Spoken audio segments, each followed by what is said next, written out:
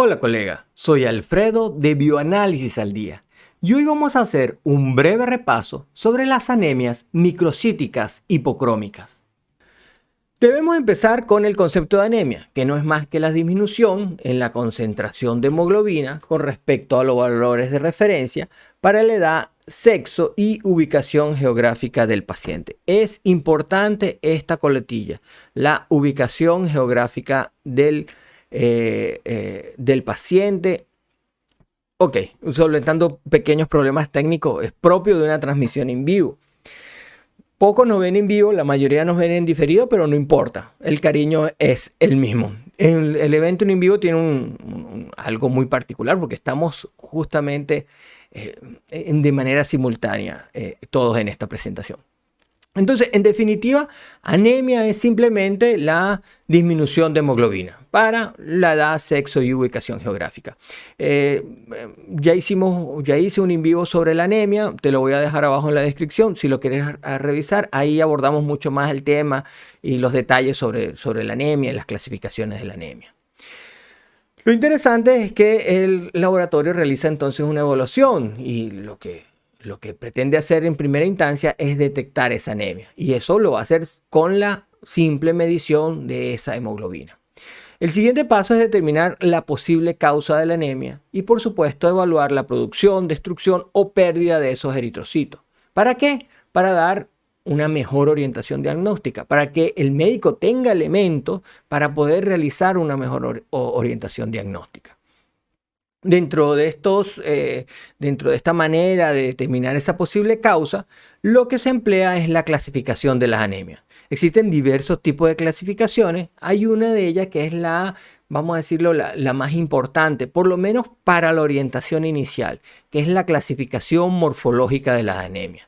Las anemias desde el punto de vista morfológico se van a clasificar en tres grandes grupos: las anemias microcíticas hipocrómicas, las anemias macrocíticas normocrómicas, las anemias normocíticas normocrómicas. ¿Y esto se va a realizar en qué? En base a lo que el instrumento ha medido. Esto se va a realizar en base al volumen corpuscular medio, que nos diría si son normocíticas, macrocíticas o microcíticas, y en base al CHCM o HCM para determinar si son normocíticas o si son hipocrómicas. Si son normocrómicas, perdón, o si son hipocrómicas. ¿Qué es lo interesante de esta clasificación? Bueno, dentro de la gran cantidad de anemias que existen, más de 100 tipos de anemia, muchas van a caer dentro de esta categoría, dentro de la categoría de anemias normocíticas normocrómicas. Pero unos grupos mucho más reducidos están dentro de estas anemias microcíticas hipocrómicas y dentro de las anemias macrocíticas normocrómicas. Por eso es importante esta clasificación, porque de esta manera el médico entonces se le reducen esas opciones y puede tener una mejor orientación diagnóstica.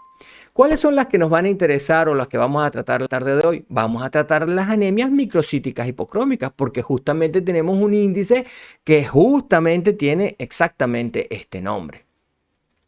Dentro de las anemias, entonces, microcítica hipocrómica, existen 4 grandes grupos.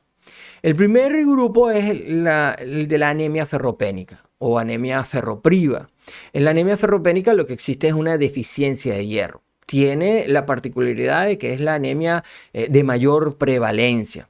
La OMS de vez en cuando o periódicamente saca prevalencias de anemia superior al 20-25%, depende de la población que se esté investigando, pero en líneas generales, dentro de esa anemia, la anemia que es protagónica, que es la más frecuente, es justamente la anemia ferropénica. Entonces, dentro de este grupo vamos a tener la anemia más común. También dentro de este grupo está la anemia de las enfermedades crónicas. Como su nombre lo indica, en este caso la causa es una enfermedad crónica, pero en líneas generales aquí hay 2 grandes grupos. Hay enfermedades crónicas que producen, no todas las enfermedades crónicas producen anemia, pero hay un grupo de enfermedades crónicas que producen anemia. Pero las que tienen mayor tiempo de establecidas dentro del paciente y de alguna manera tienen un mayor avance, pueden llegar a generar una anemia que es del tipo microcítica hipocrómica. Entonces, no todas las enfermedades crónicas generan anemias microcíticas hipocrómicas.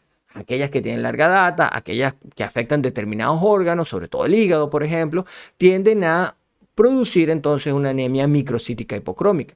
Aquí lo que el médico, bueno, va a buscar es esa anemia, es esa enfermedad crónica y corregir esa enfermedad crónica. Otro grupo que es bastante interesante es la anemia sideroblástica. En este caso en particular hay un trastorno en el cual hay dos poblaciones de eritrocitos. Y esto es lo característico de esta anemia. Hay dos poblaciones de eritrocitos. Hay una población que es normocítica normocrómica y otra población que es microcítica hipocrómica. Y finalmente tenemos el grupo de las talasemias. Este grupo de verdad que es bastante grande, bastante heterogéneo, pero en líneas generales hay también diferentes clasificaciones, pero lo podemos clasificar en dos grandes grupos. El grupo que es el trastorno que son homocigotos, las talasemias son trastornos hereditarios que afectan a la producción de las cadenas de globina. Entonces, de un lado tendríamos los trastornos homocigotos, los cuales son trastornos graves, donde hay una anemia a temprana edad, donde la cantidad de alteraciones morfológicas son variadas, son grandes, son importantes, son imponentes, da una hematología completa muy alterada. Y el otro grupo de talasemias son las talasemias heterocigotas, en particular los rasgos talasémicos. En este grupo generalmente se trata de anemias leves, quizás moderadas, e incluso en algunos casos ni siquiera hay una disminución de la hemoglobina. Entonces, este otro grupo es quizás el más llamativo desde el punto de vista de nosotros al momento de realizar esa hematología en el laboratorio, porque ese grupo se parece mucho a lo que sería una anemia ferropénica desde el punto de vista de los resultados de la hematología y desde el punto de vista de los hallazgos morfológicos. Si recordamos entonces la producción de la hemoglobina, para producir hemoglobina se requieren cadenas de globina, hay cadenas alfa y hay cadenas beta, y se requiere del grupo N. El grupo N es producido a partir de la formación de unas porfirinas, un proceso bastante complejo que se realiza en las mitocondrias de estos eritroblastos, y al final se introduce el hierro para formar ese grupo N. Es muy sencillo de ver esto.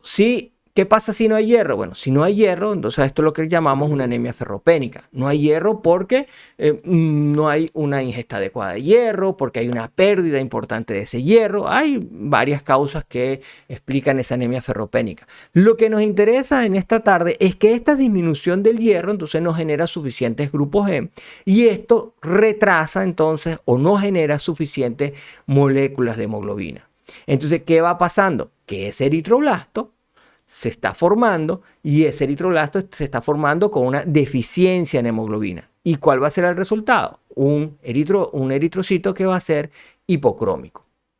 Ahora bien, si esta deficiencia es muy fuerte, es muy severa, cada vez se produce menos cantidad de hemoglobina.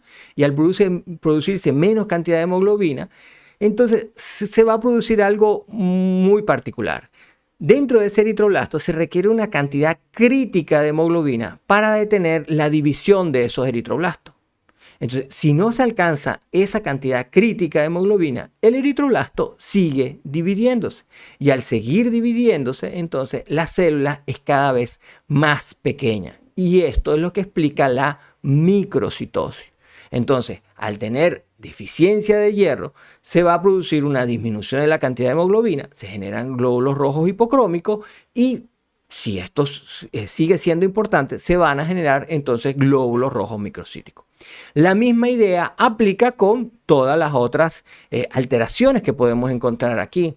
Si existe un problema en la incorporación del hierro para formar ese grupo M, existe hierro, pero el problema está en la incorporación. Esto es lo que ocurre en estas anemias de las enfermedades crónicas.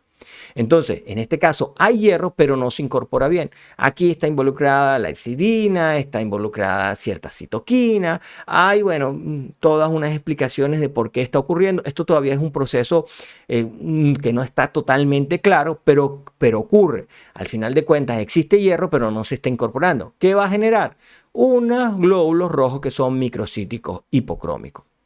En el caso de las anemias sideroblásticas hay problemas con unas determinadas enzimas que tienen que ver en la formación de este grupo de porfirina, de estos anillos bastante grandes, bastante complejos.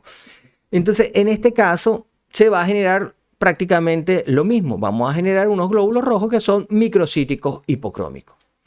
Lo mismo va a ocurrir si hay una deficiencia en las cadenas de globina. Si hay una deficiencia en las cadenas de globina, que son los trastornos denominados talasemia, entonces, ¿qué vamos a tener? Vamos a tener una hemoglobina que se está produciendo de manera baja y que va a generar entonces unos glóbulos rojos que son microcíticos hipocrómicos.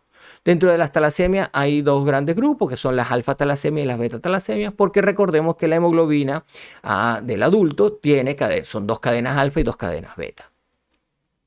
Y esto fue parte de nuestro en vivo índice microcitosis hipocromía.